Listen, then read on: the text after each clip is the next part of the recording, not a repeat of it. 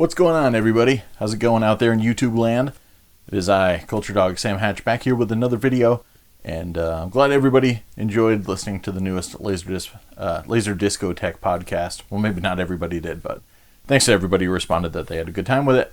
And you may have heard towards the middle of that I had won an auction that was on eBay, but it was a local pickup auction, still about 45 minutes, an hour away from me, but part of the state I normally drive out to on a fairly regular basis anyway, so I figured, why not? Let's make a day of it, make an early Saturday morning, and go out and pick up some Laserdiscs. And I was a little concerned because picking up Laserdiscs in New England usually means basement activity at some point. Somebody always, gets into DVD and then boxes up their Laserdiscs and drops them down to the basement. And even through best intentions, they try and store them as well as possible. But, once these things kind of are out of sight, out of mind, things happen, and mold, mildew, and all sorts of other wonderful things can occur. And I do meet a lot of collectors who used to pick up a lot of crazy cool things, Japanese imports, music discs, and things that would be worth a decent amount of money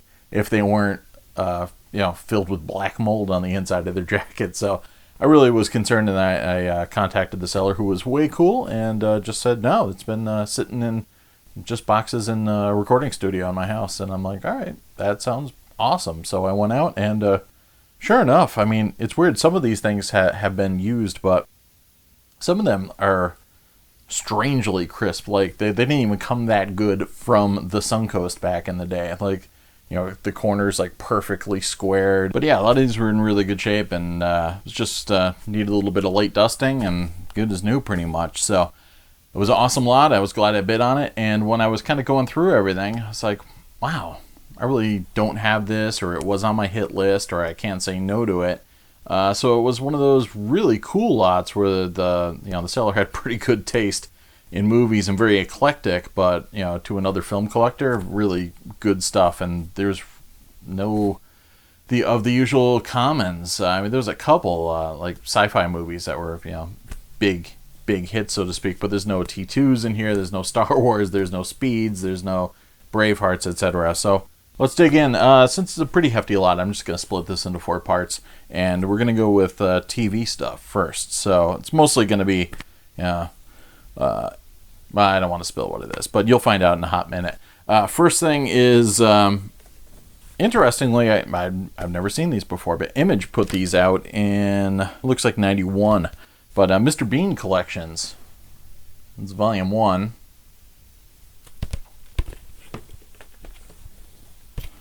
In volume 2, pretty cool super bright jacket artwork. This one's got The Trouble with Mr. Bean, Mr. Bean Rides Again, Mind the Baby Mr. Bean, and Do It Yourself Mr. Bean. Again, love the super bright color scheme of these things. Volume 3. And this one's got Merry Christmas, Mr. Bean in Room 426, Tee Off, Mr. Bean, and Good Night, Mr. Bean. And this one's a double disc, Volume 4. So it's got Back to School, Mr. Bean, Hair by Mr. Bean of London, and The Best Bits of Mr. Bean. This one was, looks like 98 this one came out, so pretty cool stuff. Then one disc of, that was the pilot and Gehenna of Chris Carter's Millennium, the spin-off of X-Files with the one, the only Lance Henriksen as Frank Black. No relation to Frank Black and Black Francis of the Pixies. But cool stuff. Even cooler in Japan, however. Chris Carter's stuff was treated really nice in Japan with big box sets and everything like that. But the X-Files was released on Laserdisc in the States, and I got every single one of them. So the X-Files pilot, killer stuff. I taped it off of Fox when it was first on, right after The Adventures of Briscoe County Jr., and fell in love with it. Deep Throat, one of my all-time favorite episodes. Learn all about Colonel Budahaas and his airplane activities. Yeah, the only problem with these as they went on is they just did like a mix and match. They didn't go in episode order, which seemed like a solution at the time. They were really just like trying to figure out how to release TV on VHS and Laserdisc. Was everyone was just kind of splashing around in the pool, and nobody really knew what to do. Apart from even Star Trek was, I think, kind of mixed up their episodes. But so Squeeze, you got the first episode with Eugene Victor Toombs, and then they decided to put Toombs on there as well. So it was a clever move, the guy that can squeeze himself into your pipes in your house and etc. But ultimately, these episodes are episode 2, where the third one aired, and episode 20. So yeah, kind of a shame in terms of continuity. And then episode 3, or the fourth one aired, Conduit, was okay, but Ice was a standalone, mostly because it's just a sheer ripoff of The Thing. Everybody seemed to rip off The Thing at one point or another. And Ice was a template that they reused on this show like countless times. They did the same episode over and over again, like, except one time it's hot and it's lava-y, and one time it's in the forest with bugs and stuff like that. So that was a go-to template, and rightfully so. It was a pretty strong episode early on. Then really good stuff. Fallen Angel and Eve. Eve with the creepy clone girls. Fallen Angel is the introduction to Max Fennig, one of my favorite characters, a NICAP guy who's a kind of nerdy Mulder-esque type dude, so a brother in arms. Another strong early episode, especially character-wise, and 2 great episodes. Beyond the Sea and EBE. Beyond the Sea has Brad Dourif killing it as a complete rip-off of Hannibal Lecter, and this episode is a complete rip-off of Silence of the Lambs, but that said, it's a really good complete rip-off of Silence of the Lambs. Don Davis from Twin Peaks shows up as Scully's dad. Really cool stuff. Strong character writing in that one. Good stuff. And EBE, a good mythology episode. Yeah, now we're getting a little bit later, end of the season. Darkness Falls and the Erlenmeyer Flask. And Erlenmeyer Flask is like really, really strong mythology stuff. And Darkness Falls, kind of one of those Ice ripoffs with a logging camp uncovering some strange little tiny creatures. And now we're getting into season 2. Good stuff. Little Green Men and The Host with the Fluke Man. Really strong stuff.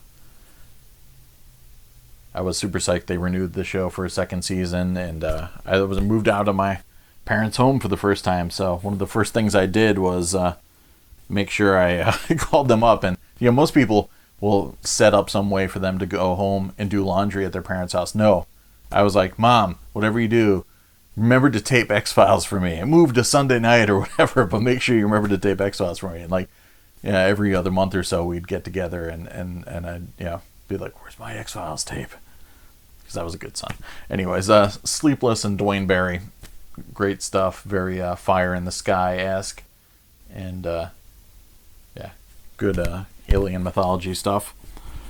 Then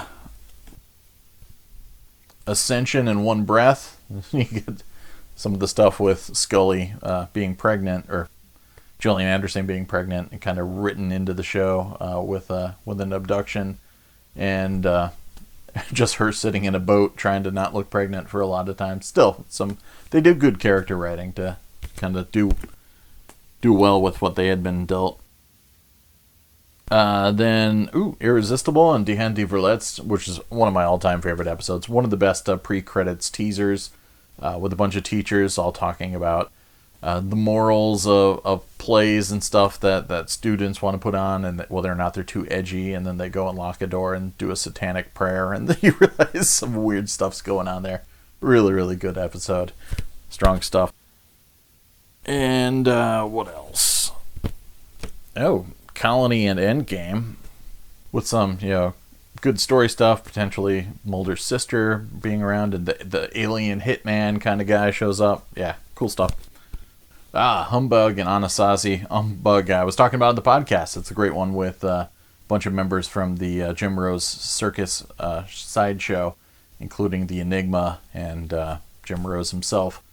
Good stuff. Fun episode, and one of the ones that Darren Morgan wrote. I've got a love-hate relationship with Darren Morgan because he injects nothing but humor into the show, and it's it's one of those cases where sometimes it's a much needed lift from the kind of dourness of the whole series. But on the other hand, it's like a William Peter Blatty thing. I don't think he wanted to be writing for a science fiction / horror show. So on the one hand, he's a bit of a dick because he won't do his job. On the other hand, when he sticks his middle finger up at his job, sometimes some magic happens in the case of Humbug. So, and sometimes I think he just gets the tone of the show wrong and goes too far afield. I am in the minority there because fans absolutely adore Darren Morgan's stuff. So, whatever. I live in postmodern times. Nothing's better than when you take a crap on the thing that you're supposed to be showing love to. But whatever. I'm not bitter. The Blessing Way and Paperclip. This is one of the... Actually, no. This one... Is this one of the ones that's DADC? No. This is one of the few ones I had that actually came with the original cards. Really cool... cool artwork. They had collectible cards on all of them. I think only 2 of these actually still retain the cards, unfortunately. But yeah, it's got a good like Dave McKean type vibe going on there. But yeah, some good episodes, both written by Chris Carter. Let's put this back in.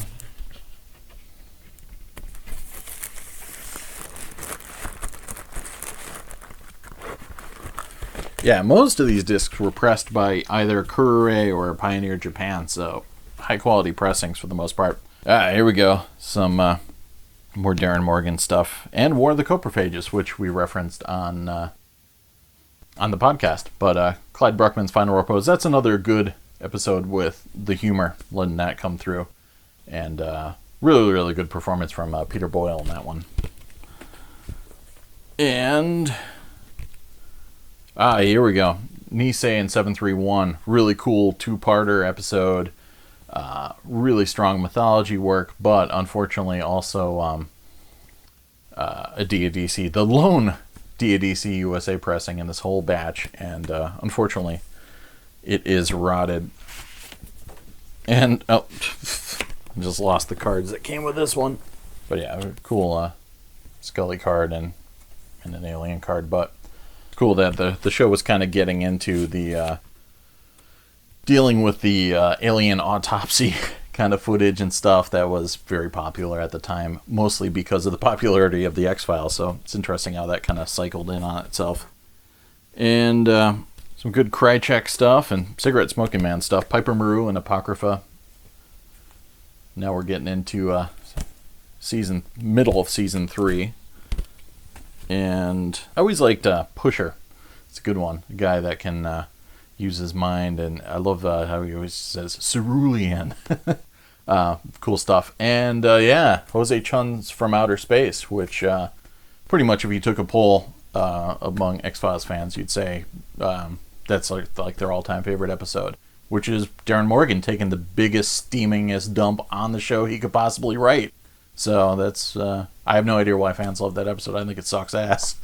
So, I think he gets the tone wrong. I think that goes far, far, far, far too broad. I mean, the show had comedy in it already, references to Mulder's kind of porn addiction, all sorts of like little nuanced bits of comedy. Millennium, however, that was a like completely dour show that was trying to out Fincher. But, there was room to kind of add a little bit more, but Darren Morgan continually just pushed the envelope and then kind of fell out of it onto the floor. Jose Chung's From Outer Space is I don't know, and it's designed so well that like the gimmick is that it's crappy and that there's all this goofiness in it because of the storytelling element of it. So if you complain about it, you're a jerk basically. So but yeah, that episode is pretty much the nadir of the series as far as I'm concerned. So, whatever. But again, it's funny because they're making fun of the show. So, postmodernism. Gotta love it. Wet Wired and Talitha Kumi. Some more, do I have cards for this one? No, I don't. Not like must-have episodes, but, yeah, not too shabby. And then we move into Season 4, and these are cool. I actually love the jacket design style of these the most. They only released 3 of them, sadly. And then I believe this was from 1999, so pretty late stuff. But Herrenvolk and Holm. Holm's a pretty messed up episode. Really good stuff. And Unruhe and Paper Hearts. Second episode and the 8th episode in season 4. And some more Krychek action. Tunguska and Terma. Again, love the cover art on these late releases. Wish they had made more of them. And yeah, I wish overall that they had been able to kind of go episode 1, 2, 3, 4, 5 throughout. So I'm still not sure. I have a complete collection of X-Files on US Laserdisc, but I may have some Japanese stuff lined up. So now the question is, do I keep them or sell them? I'm not sure. We'll find out. But then, not too far afield from X-Files and also things like Twin Peaks, etc. The original Lars von Trier, The Kingdom, which was later cannibalized into Stephen King's Kingdom Hospital, came out of the box set. I rented this on double VHS from Tower Records back in the day, but never got the Image box set. Always wanted to, and it was in the lot, which was way sick. It's about, 5 sides. How long is this sucker? 265 minutes. Has a little sticker in there. Apparently it was going to be sold for $70 with free shipping at some point. So, yeah, in Danish with subtitles, good stuff. And it's pretty weird, but it's not as weird as some of Lars von Trier stuff. So, like ER and Acid. Good. Super glad to have that. So that's it for my TV stuff in the lot. And I've lost probably half my subscribers because I'm the one guy that hates Jose Chunks from Outer Space. I get it. It's a story within a story and all that stuff. It just sucks ass. It's not my fault. Or maybe it is. So yeah, so Moiki probably he doesn't want to be friends with me either anymore. Sadly. So yeah, while I'm busy living my life as a pariah because of that announcement, I'm gonna just come back and talk about some more Laserdiscs in a hot minute. So cheers everybody. Thanks for hanging out.